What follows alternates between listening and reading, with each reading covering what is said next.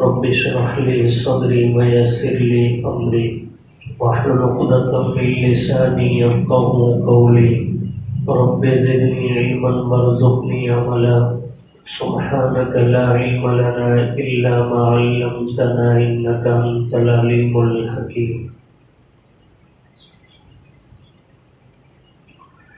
وَيَقُولُ الَّذِينَ آمَنُوا، اور کہتے ہیں وہ لوگ جو ایمان لائے، لولا نزلت سورہ، کیوں نہیں نازل کی گئی کوئی سورت، فَإِذَا أُنزِلَتْ، پس جب نازل کر دی گئی، سورۃ محکمۃ، مضبوط سورت، وَذُكِرَ فِيهَا الْقِتَالُ، اور ذکر کیا گیا اس میں قتال کا، رَأَيْتَ الَّذِينَ، تو آپ نے دیکھا ان لوگوں کو، فِي قُلُوبِهِم مَرَضٌ، جن کے دلوں میں نفاق کی بیماری ہے، يَنظُرُونَ إِلَيْكَ، کہ وہ دیکھتے ہیں آپ کی طرف، نظر المغشی علیہ من الموت،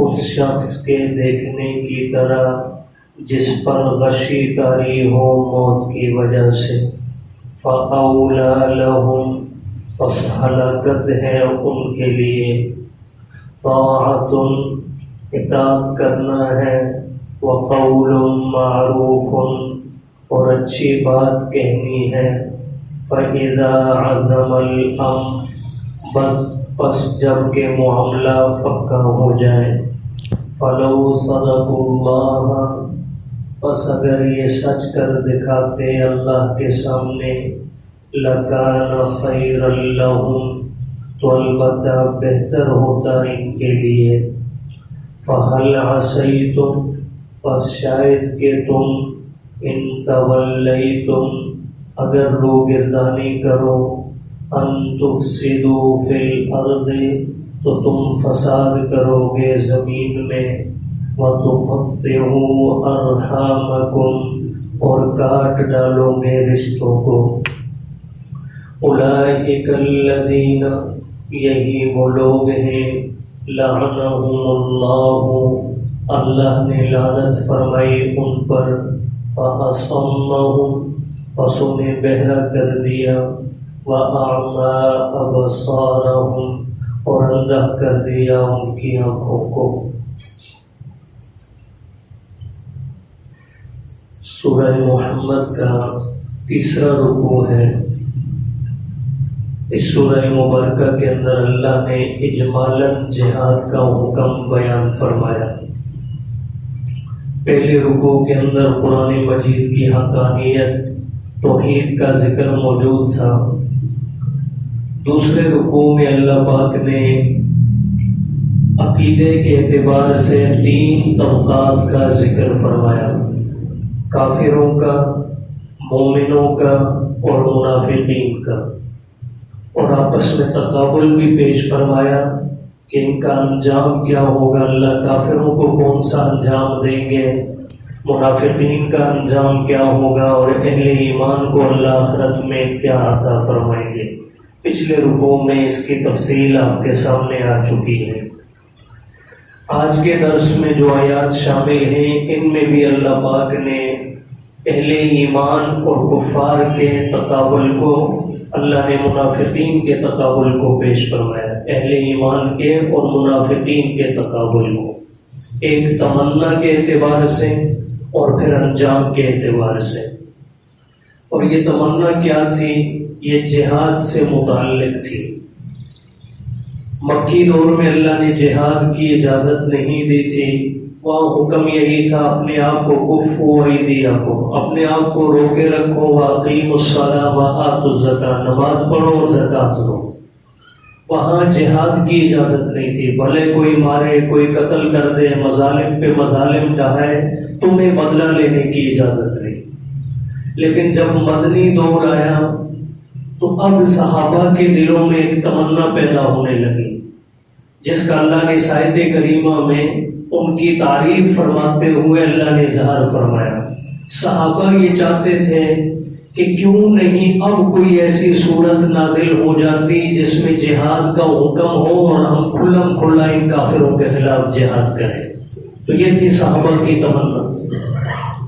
مقابلے کے اندر ایک طبقہ وہ تھا جو ظاہراً کہنے کو تو مسلمان تھا اور نمازی کے اعتبار سے بھی دیکھا جائے تو نماز میں بھی وہ صف اول میں حضور کے پیچھے بھی نظر آتے. وہ لوگ ہر عمل میں حضور کے دائیں بائیں رہتے یہ دکھانے کے لیے کہ ہم بہت بڑے وفادار ہیں آپ کے.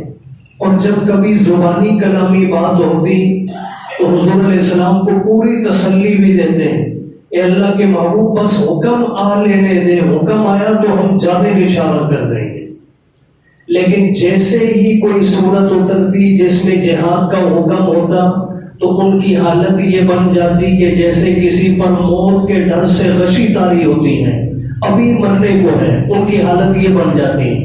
اور یہاں تک کہ جب عملاً جہاد میں جانے کا موقع آتا تو یہ لوگ پہلا کام تو یہ کرتے کہ پہلے تو ارادے کا اظہار کرتے ہم آپ کے ساتھ ہیں. حضور جب اعلان فرما دیتے لشکر تیار ہو چکا ہے, جنہوں نے جانا ہے تو آ جاؤ, تو یہ بہانے گڑنے لگتے ہیں, ہمارا یہ مسئلہ ہے, ہمارا یہ مسئلہ ہے, آپ اجازت عطا فرما دیں. اور کبھی بامر مجبوری جانا بھی پڑ جاتا تو ان کا عمل کیا ہوتا. جیسے غزوہ احد کے اندر تمام احادیث کی کتب میں, سیرت کی کتابوں میں یہ بات موجود ہے. جب مدینہ پاک سے لشکر روانہ ہوا ہے تو اس وقت منافقین بھی لشکر میں شامل ہیں. 300 کے لگ بھگ ان کی بھی تعداد موجود تھی. عبداللہ ابن ابی کی جو ہے صدارت میں یہ حضور کے ساتھ چل رہے ہیں. تھوڑا آگے چل کر انہیں اندازہ ہوا کہ اب کی بار تو لڑائی ہونی ہی ہونی ہے اور شاید مرنے کی نوبت آ جائے. چونکہ بدر میں کافروں کے 70 لوگ مارے گئے ہیں, وہ یقیناً بدلہ لیں گے اور ہو سکتا ہے ہم بھی مارے جائیں. اب راستے میں آہستہ سے پلان بنایا اور یہ 300 لوگ واپس آ گئے. جبکہ بعض لڑائیاں ایسی ہیں, اب حضور علیہ السلام کی زندگی کے اندر تقریباً لکھا ہے محدثین نے, بعض نے 27 کی تعداد لکھی ہے غزوات ہوئے, بعض نے اس سے کم و بیش کی تعداد بھی بیان کی ہے. لیکن ہر غزوے میں یاد رہے لڑائی کی نوبت نہیں آئی. چند غزوات ایسے ہیں جن میں لڑائی کی نوبت آئی, باقاعدہ جا کر جو ہے جنگ ہوئی, قتل و قتال ہوا.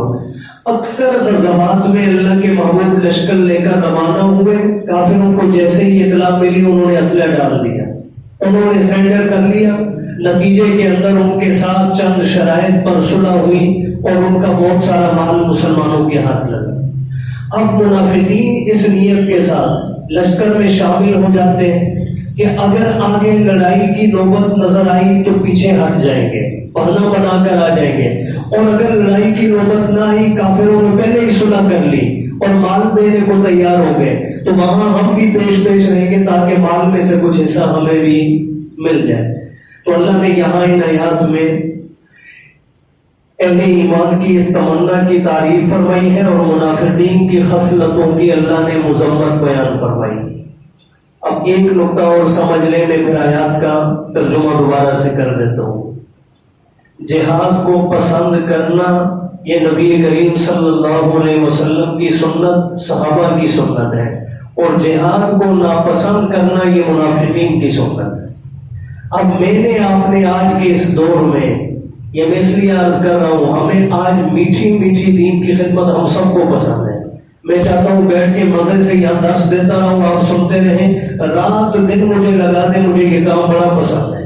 مدرسے میں بیٹھ جاؤں, چار دیواری میں بخاری پڑھوں, صرف نو پڑھوں, یہ مجھے بڑا پسند ہے. خانقاہ میں بیٹھ جاؤں, تسبیح میرے ہاتھ میں ہوں, میں ذکر کرتا رہوں, یہ مجھے بڑا پسند ہے. میں جناب دعوت کے کام میں ساری زندگی لگا دوں, مجھے یہ بڑا پسند ہے.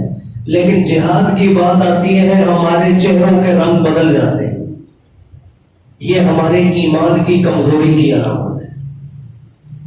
اس لیے اللہ قبول جسے فرماتے جاتا وہی ہے, لیکن کم از کم اس عمل کی پسندیدگی میرے اور آپ کے دل میں موجود ہونی چاہیے کہ جتنا میں اور آپ قرآن پڑھنے پڑھانے سننے سنانے کو پسند کرتے ہیں, اتنی ہی محبت ہمیں کس سے ہونی چاہیے؟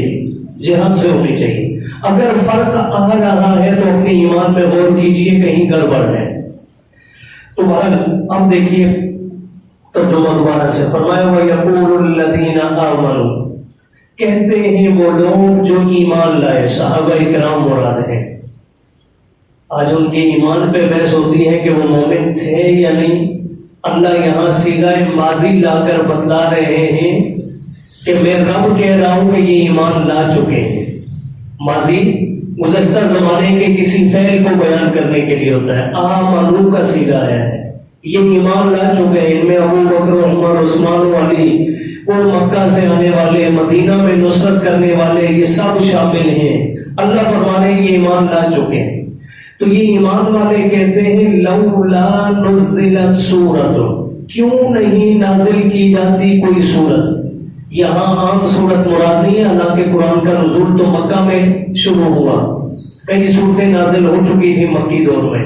یہاں سورت سے مراد ایسی سورت ہے جس میں جہاد کا حکم ہو، کہ کیوں نہیں اللہ کی طرف سے حکم آ جاتا اب جنگ کا، لڑنے کا۔ اب اس کا یہ مطلب ہرگز نہیں ہے کہ ہم خواہ مخواہ میں جنگ کی دعائیں کرتے پھریں۔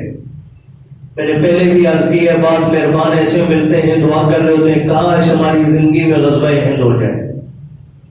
جنگ کی تمنا کبھی نہیں کرتی۔ جہاد سے محبت اور چیز ہے اور جنگ مانگنا اللہ سے یہ اور چیز ہے، مانگنی کبھی نہیں ہے۔ آپ علیہ السلام نے فرمایا صلی اللہ العافیہ، اللہ سے ہمیشہ عافیت مانگو، اللہ سے جنگ نہیں مانگنی، مشکل وقت نہیں مانگنا۔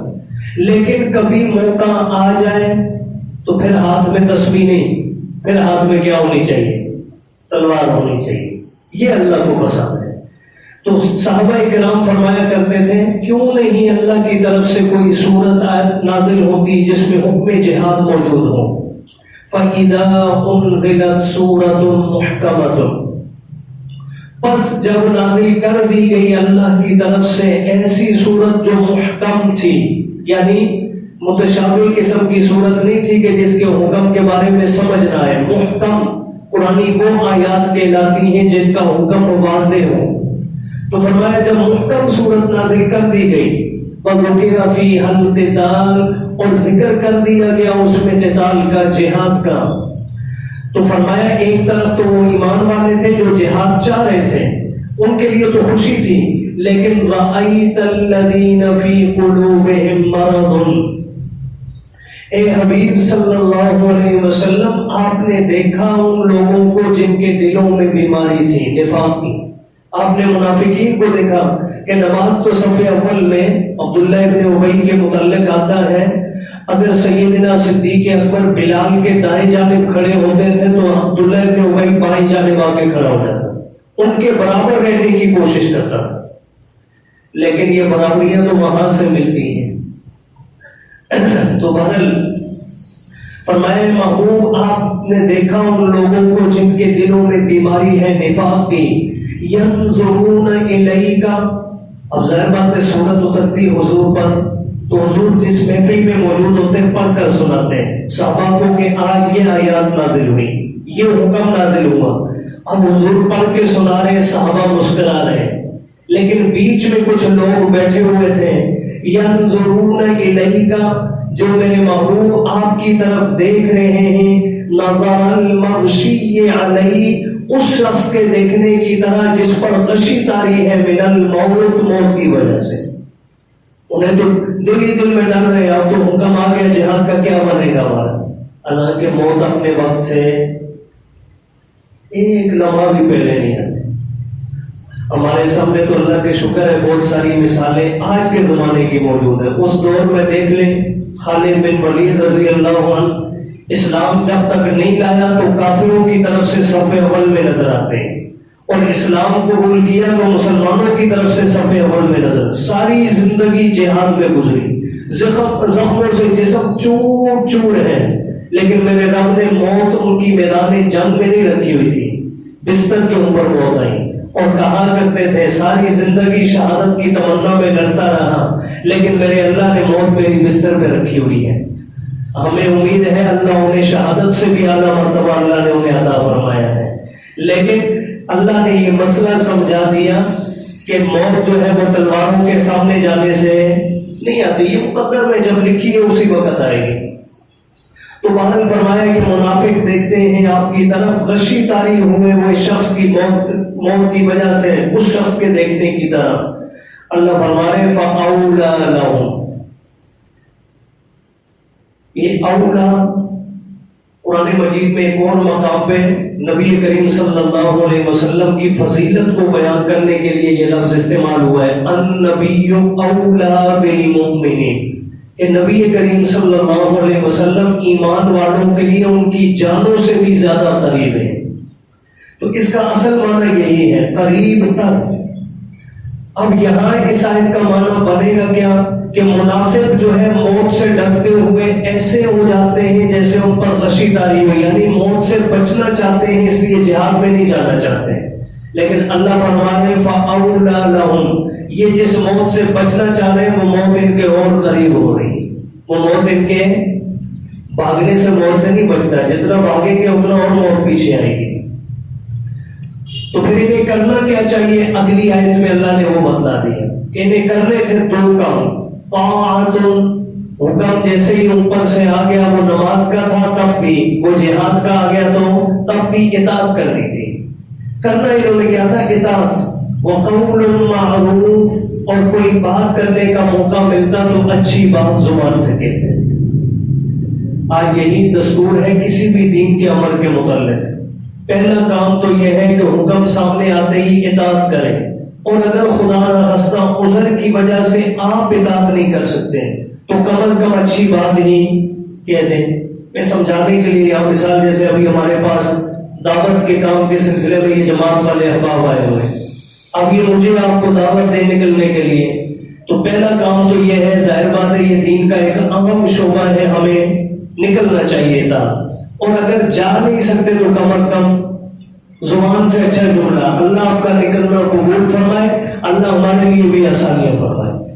کبھی بھی غلط بات، دین کی کوئی بات سننے کے بعد زبان پہ آنی نہیں چاہیے۔ فَإِذَا عَزَمَ الْأَمْرُ، جب کہ پکا فیصلہ ہو چکا، یعنی اللہ کی طرف سے آیت آ چکی یا حضور علیہ السلام نے صحابہ سے مشورے کے بعد طے کر لیا کہ ہم نے نکلنا ہے جہاد کے لیے، تو اس کے بعد اطاعت اور اچھی بات ہی کہنے کا حق بنتا ہے، اس کے سوا کوئی اور راستہ نہیں۔ فرمایا فَلَوْ صَدَقُوا اللَّهَ، پس اگر یہ لوگ اللہ کے سامنے سچ کر دکھاتے، یعنی آیت نازل ہونے سے پہلے جو یہ دعوے کیا کرتے تھے، حضور آنے دے حکم، ہم آپ سے پہلے جانے قربان کریں گے، اب آیت جیسے ہی آ گئی تو یہ پیچھے ہٹ گئے، تو اللہ فرما رہے اگر یہ سچ کر دکھاتے اللہ کے سامنے تو لَكَانَ خَيْرًا لَهُمْ، تو یہ ان کے لیے بہتر ہوتا۔ اور یہاں جملہ قابل غور ہے، یہ منافقین آ کر یقین دہانی کرواتے تھے کس کو؟ جی نبی کریم، حضور ہم ساتھ ہیں، ہم آپ پر مر مٹیں گے، ہمارے ماں باپ قربان، تسلی حضور کو دے رہے ہیں، لیکن اللہ فرما رہے ہیں کہ اگر یہ سچ کر دکھاتے کس کے سامنے؟ معلوم ہوا کہ عمل حضور کو نہیں دکھانا، عمل کسی اور کو نہیں دکھانا، اپنا عمل دکھانا ہے کس کو؟ جی اللہ کو۔ اللہ کو اگر یہ سچ کر دکھاتے لَكَانَ خَيْرًا لَهُمْ، تو ان کے لیے البتہ بہتر ہوتا۔ اگلی آیت کریمہ میں فرمایا فَهَلْ عَصَيْتُمْ، پس شاید کہ تم ان تَوَلَّيْتُمْ، اگر روگردانی کرو جہاد سے، منہ پھیر لو، تو یوں سمجھ لو کہ ان تفسدوا فی الارض، صرف تم جہاد سے انکار نہیں کر رہے ہو، تم زمین میں فساد کر رہے ہو۔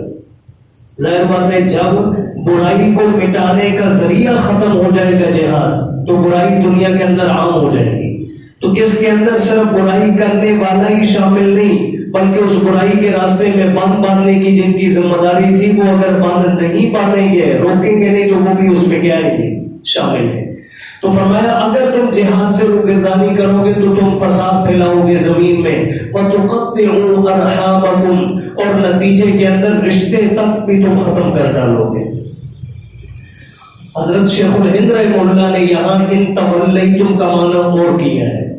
حضرت فرماتے ہیں کہ شاید کہ تمہیں اللہ حکومت دے دے، یہاں اس سے وہ ولایت مراد لیتے ہیں، حکومت، کہ اگر تمہیں اللہ حکومت دے دے اس حال میں کہ جب تم جہاد کو نہیں چاہتے، پیچھے والی بات کو ساتھ جوڑیں گے کہ اگر تم جہاد کو پسند نہیں کرتے اور اللہ نے تمہیں پھر حکومت دے دی تو نتیجہ کیا نکلے گا؟